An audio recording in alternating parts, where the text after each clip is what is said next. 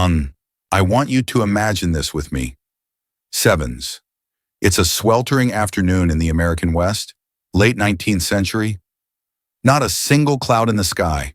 The ground beneath your boots cracked and dry like old snakeskin. I'm standing inside a tiny wooden church, the air thick with dust and the faint scent of aged timber. Golden light filters through grimy windows, falling across the worn floorboards in faded streaks. In front of me stands a tall, weathered man, his skin bronzed from years of working under an unforgiving sun. His name is Ezekiel Marsh, and today, I'm marrying him. But not for love. Today this man has just traded his dignity for a single cow. And yet, this isn't just a strange business deal. Behind it is a web of lies, blood feuds, and a plan for revenge so dangerous that if even one step goes wrong, it will all end in fire and blood. Before I tell you what happened that fateful night, I need to take you back a few months earlier. Back when Ezekiel still owned a ranch sprawling across more than 200 acres, with a proud herd of nearly 100 head of cattle, the legacy of his father and grandfather before him. Then the skies dried up. No rain for 3 months straight. The grasslands turned brittle and yellow. Streams that had run for generations sank into dust. One by one, his cattle wasted away to skin and bone before collapsing in the dirt. This wasn't just bad luck. History tells us that between 1890 and 1900, the American West suffered some of the most devastating droughts on record. Entire herds were lost, bankruptcies soared, and small towns emptied as ranchers abandoned their land. Historians call it the cattle bust, and Ezekiel's story fits perfectly into that grim chapter. With his herd gone, the bank sent a final notice. 30 days to repay his debts or lose the ranch entirely. That's when Cornelius Slade came knocking. Slade was no friend. In this town, his name meant wealth, influence, and ruthlessness. He smiled with a mouthful of gold teeth and made an offer that was as humiliating as it was tempting. Marry my daughter Adelaide, and I'll give you the best breeding cow in the territory. Imagine, a marriage bought for the price of a cow. But in the West, a healthy breeding cow wasn't just livestock. It was survival. It could birth calves, provide milk, and rebuild a herd from scratch. This wasn't unique to fiction. In times of crisis, from the cattle busts of the 1800s to the Great Depression of the 1930s, people entered marriages or business partnerships not for romance, but for survival. On the frontier, a cow could be worth more than a gold nugget in the right hands. The church that day was hot, and the air felt thick. Adelaide stood beside Ezekiel in a plain brown dress that strained against her full figure. Her hair was pulled back tightly, her face round, but her eyes were sharp. Not shame, not resignation, something else entirely. When the preacher asked, her "I do" rang out strong and deliberate. It was the voice of a woman in control, not a pawn. In history, many arranged marriages on the frontier featured women who were silent, withdrawn, even frightened. But Adelaide, or at least the woman everyone believed to be her, didn't fit that mold. That confidence was a sign. This was no ordinary bride. After a short, awkward reception, the couple left in Ezekiel's wagon. The road home was silent except for the creak of the wheels and the distant howl of coyotes. Ezekiel's mind lingered on the cow waiting in Slade's barn, the chance to start over, to claw his way back from ruin. But he didn't know, in just a few hours, everything he thought he knew about his new wife and his own future would be turned upside down. By the time they reached the ranch, the moon was high and the night air had cooled, though it carried that dry, metallic scent of land starved for rain. Ezekiel stepped down first, offered a hand, but Adelaide climbed down without help, the wagon's springs groaning under her weight. Inside, the cabin was simple. A single main room with a small kitchen, a wooden table scarred from years of use, and a narrow hallway that led to the bedroom. Ezekiel was already thinking about checking the corral in the morning, about the feed he'd have to scrape together for the cow Slade had promised him. But Adelaide walked straight into the bedroom without a word. Then, the unmistakable sound of a key turning in the lock. "So, what are you doing?" Ezekiel asked, his voice a mixture of surprise and irritation. She didn't answer immediately. Instead, she crossed the room, closed the window curtains tight, and turned to face him. Her posture had changed, no longer the stiff, ceremonial stance from the church, but something fluid, confident, almost predatory. "Sit down," she said, her voice calm but commanding. Ezekiel stayed near the door, hand on the handle. "Adele." "My name isn't Adelaide," she cut in sharply. From her carpet bag, she pulled a thick roll of papers tied with string. She untied them slowly, deliberately, as if savoring the moment. "I'm not Cornelia Slade's daughter. My real name is Catherine Walsh. Adelaide Quinn, the real one, died of fever 2 years ago." False identities were not uncommon in the Old West, especially for women. Census records and court documents from the late 1800s show multiple cases of women adopting aliases to escape abusive marriages, evade the law, or infiltrate towns for revenge. Catherine's claim would have shocked Ezekiel, but it wasn't unheard of. She spread the papers across the small table. Witness statements, bank records, and legal documents. "Slade murdered my father for the water rights to Creek Canyon, made it look like a riding accident, then forged the transfer papers to take control of the water." Ezekiel stared at the documents, his mind reeling. "You're lying." "I have proof. Witnesses saw him tamper with my father's saddle. Bank records showing he forged the signatures. He's gotten away with it for 3 years, until now." In the arid West, water rights were life. Control of a river, a spring, or even a well could make or break entire towns. Historian Donald Worster, in his book Rivers of Empire, detailed how conflicts over water often turn violent. Slade's alleged crime fits perfectly into that pattern. Eliminate the owner, take the resource, control the region. She leaned forward, her voice dropping. "Tonight, he's at Murphy's saloon celebrating. He thinks his problem daughter is safely married off and out of the way. That's when I strike." From her bag, she pulled out a small glass vial filled with clear liquid. The candlelight caught the liquid's faint shimmer. "Poison. A few drops in his drink, and by morning, Cornelia Slade will be nothing but a memory." Ezekiel's gut clenched. "You think I'm going to help you kill him?" "I don't need your help to kill him. I need your help to make sure he pays, in case I fail." Poisonings were rare in the West, but they carried a unique kind of fear.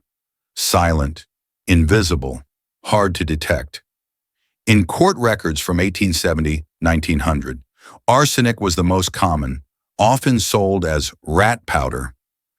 But here's the thing. The vast majority of poisoning cases were suspected, not proven. In a lawless territory, suspicion was often enough to get you hanged. Ezekiel stepped forward slowly, his eyes never leaving the vial. "Catherine, whatever you're planning..." "Justice, Ezekiel. I'm planning justice." Warney. But then Ezekiel did something unexpected. He leaned back against the bedpost, a faint smirk tugging at his mouth. "That vial? It's not poison." Her eyes narrowed. "What are you talking about?" "It's just colored water with a bit of salt. The medicine man in Tombstone sold it to you. He works for me. Has for 6 months."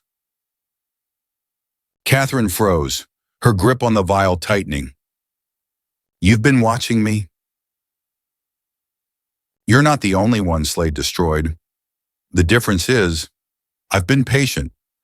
I've been building a case that will end him legally, so he dies a ruined man, not a martyr. Explorer.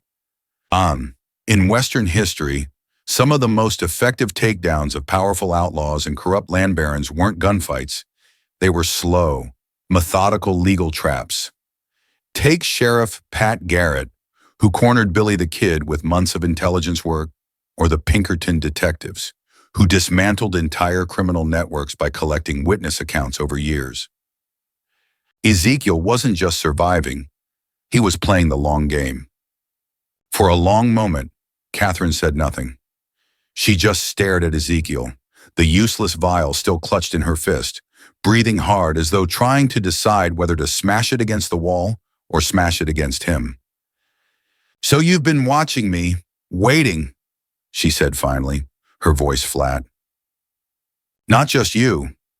Everyone with a grudge against Slade, Ezekiel replied. I've been collecting witnesses, land deeds, letters, enough evidence to bring in the real territorial marshal. He's due to arrive tomorrow morning.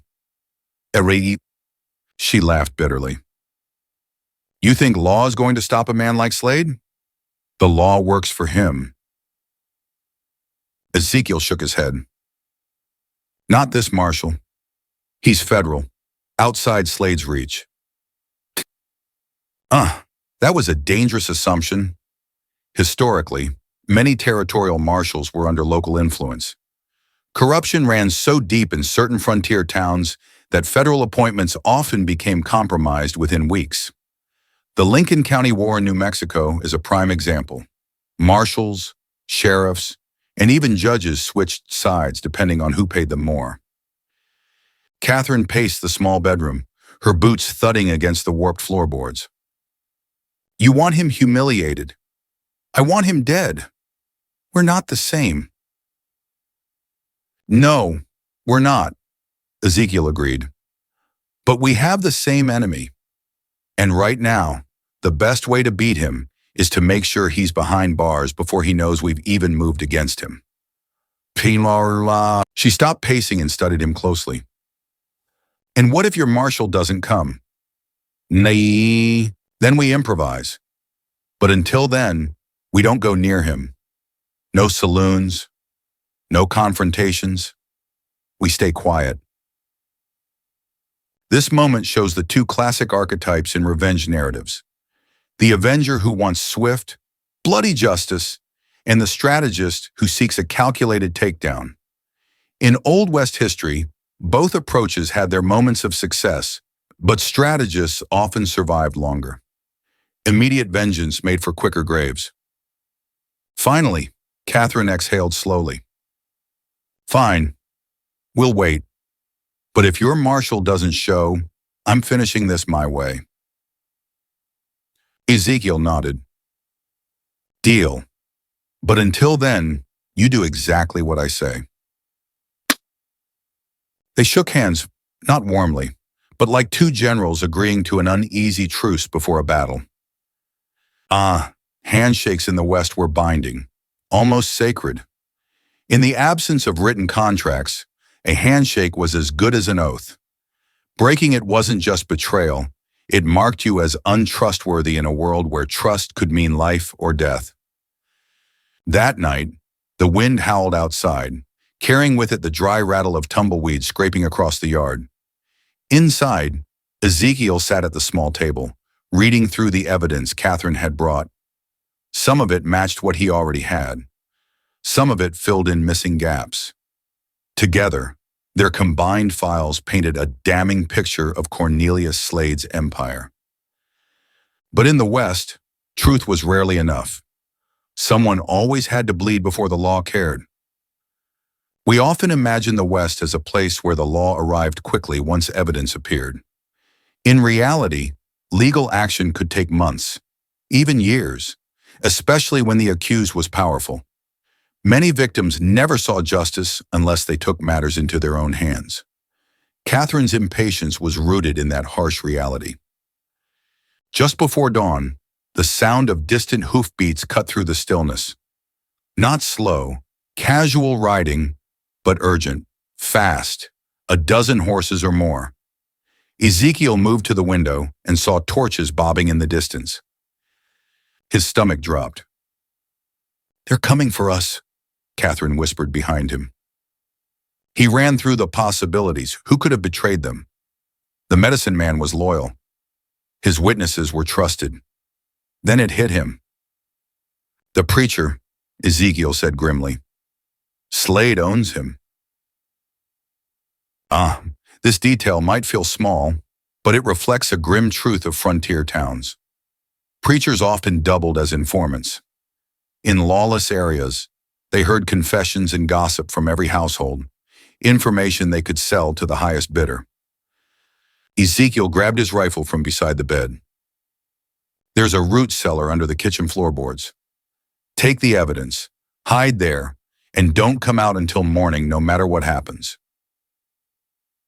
"What about you?" Catherine asked. "I'm going to give them what they came for." She stared at him, reading the resolve in his eyes. "Those men will kill you." "No, maybe. But if I run, Slade wins. Your father stays unavenged. My land stays stolen.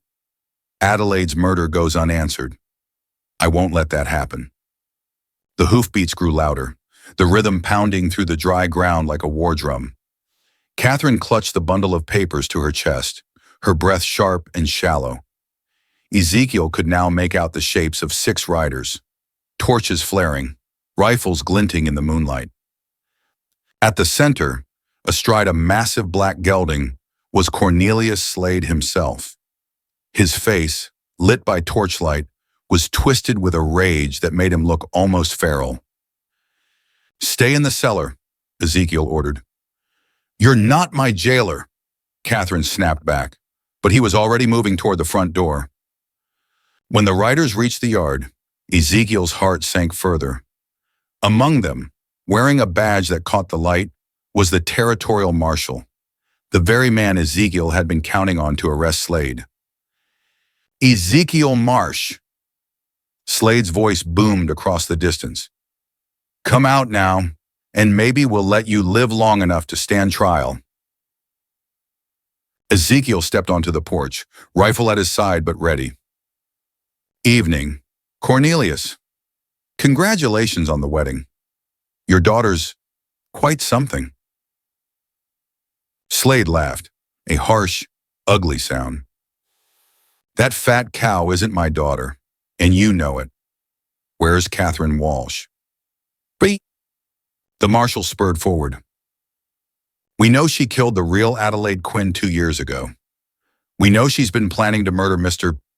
Slade, and we know you've been helping her." This was the gut punch. In the Old West, lawmen switching sides wasn't the exception. It was often the rule. Famous cases like Sheriff Henry Plummer in Bannock, Montana, show how entire law enforcement structures could be part of the criminal enterprise they were meant to stop. Ezekiel had just discovered he was in one of those situations. The betrayal hit Ezekiel like a blow to the chest. Every piece of evidence he'd gathered, every witness he'd trusted, all of it had been fed straight to Slade by the very marshal who was supposed to bring justice. "You're all on his payroll," Ezekiel said quietly. Slade smirked. "Smart man. I've owned this territory for 20 years. I know about every move before it's made." He stepped closer, confident, cocky, and that was his mistake. Ezekiel slowly raised his rifle, but he didn't aim at Slade's chest. He aimed at the torch in Slade's hand. "You made one mistake, Cornelius," Ezekiel said. "What's that?" Slade sneered. "You assumed I was planning to fight fair." The rifle cracked. The torch exploded in a shower of sparks, the burning oil splattering across Slade's coat. Flames licked up his shirt as he cursed and stumbled back, beating at himself in panic. Shooting out a light source in a fight was a legitimate tactic in the West, documented in several gunfights where combatants targeted lamps or torches to gain a momentary advantage in darkness. In pitch-black conditions, the man who could navigate by memory had the upper hand. The sudden darkness sent Slade's men into confusion. One fired blindly, another tried to douse Slade's burning coat. Ezekiel dove behind the water trough, racking another round into the chamber. Tunir. That's when another sound cut through the chaos. More hoofbeats. But these were different. Organized. Steady. From the tree line emerged 6 more riders, their badges glinting under the moonlight. "Drop your weapons," a voice barked, firm, authoritative, unshakable. It was Marshal Hayes, the real federal marshal Ezekiel had been expecting. Behind him, his deputies fanned out, rifles trained on Slade's men. Slade froze, still smoldering from the oil. The corrupt territorial marshal tried to bolt, but a gunshot rang out, not to kill, but to disarm. His pistol flew into the dirt. Ezekiel turned toward the cabin and saw Catherine stepping out, holding a lantern in one hand and the bundle of papers in the other. Her face was set, her eyes blazing. "Marshal Hayes," she called clearly, "I have documented evidence of murder, theft, and corruption involving Cornelius Slade and Marshal Warren." She'd never gone into the root cellar at all. She'd been at the kitchen window, signaling the federal marshals with her lantern the moment she heard Slade's men approach. Lantern signaling wasn't just for ships at sea. In the 19th century West, simple coded flashes were used between ranches, towns, and even lawmen during raids. Catherine's move was straight out of a frontier spy manual. Slade's men hesitated, their rifles slowly lowering as the federal deputies closed in. Marshal Hayes dismounted, taking the papers from Catherine's hands with the care of a man holding dynamite. "Every conversation, every bribe, every threat, it's all here," Catherine said, her voice steady but her eyes wet. Slade glared at her. "You think this will save you?" Catherine stepped forward, her voice cutting through the night like a blade. "The marriage was real, Slade. But Adelaide Quinn was my sister, not your daughter. When she found out about your forgeries, she threatened to expose you. You had her poisoned and told the world it was fever. I've been building this case ever since." Ezekiel's jaw tightened as the pieces clicked into place. Adelaide, the real Adelaide, hadn't been a pawn at all. She'd been a fighter who died trying to protect strangers from losing their water rights. Catherine hadn't just been seeking revenge, she'd been fulfilling a promise. Marshal Hayes turned to Slade, his voice loud enough for everyone to hear. "Cornelius Slade, you're under arrest for murder, fraud, theft, and conspiracy. Marshal Warren, you're under arrest for corruption and conspiracy to commit murder." Green. Deputies slapped irons on both men. The corrupt marshal tried one last protest. "You've got no jurisdiction." "Federal warrants say otherwise," Hayes interrupted, shoving him toward the waiting horses. In real frontier law, federal jurisdiction was often the only way to bypass the chokehold of local corruption. Famous cases like the capture of the Highbinder gangs in San Francisco and the dismantling of outlaw rings in Oklahoma Territory relied on exactly this kind of outside intervention.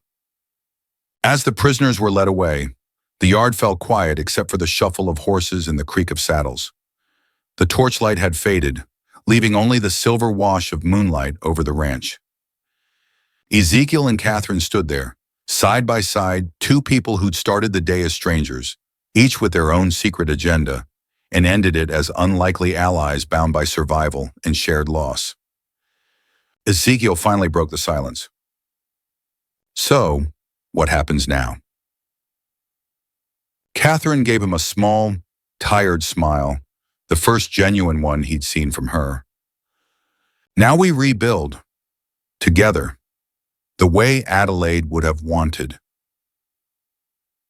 This is where fiction mirrors a recurring truth of the Old West.